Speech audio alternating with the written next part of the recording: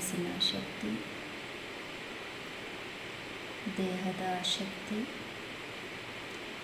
ಎರಡೂ ಸೇರಿ ಒಂದೇ ವ್ಯವಸ್ಥೆಯಾಗಿವೆ. ಅವೆರಡನ್ನು ಗಮನಿಸ್ಕೊಳ್ಳಿ. ರಾಹುಲ್ ಮಲಗಪ್ಪ, ಮಲಗಿ ಕಣ್ಮುಚ್ಚಿ ಒಂದು ಬ್ಲಾಂಕೆಟ್ ಹಾಕ್ಕೊಂಡು ಮಲಗಿ ವಿಶ್ರಾಂತಿ ತಗೊಳ್ಳಿ. ದೇಹ,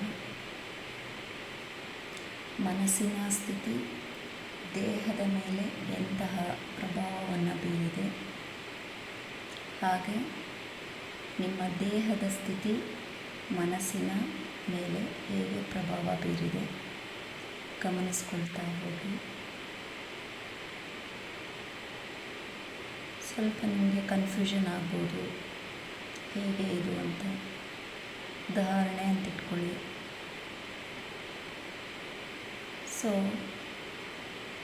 ಒತ್ತಡ ಅಂತ ತಗೊಂಡ್ರೆ ಸ್ವಲ್ಪ ನಿಮಗೆ ಹೊಟ್ಟೆ ಸಮಸ್ಯೆ ಫೀಲ್ ಆಗ್ಬೋದು. ಮನಸ್ಸು ಅಂತ ತಗೊಂಡ್ರೆ ಮನಸ್ಸಿನಲ್ಲೇ ಭಯ ಅಂತ ಹೇಳ್ತೀವಿ, ದೇಹದಲ್ಲಿ ಭಯ ಅಂತ ಹೇಳಲ್ಲ.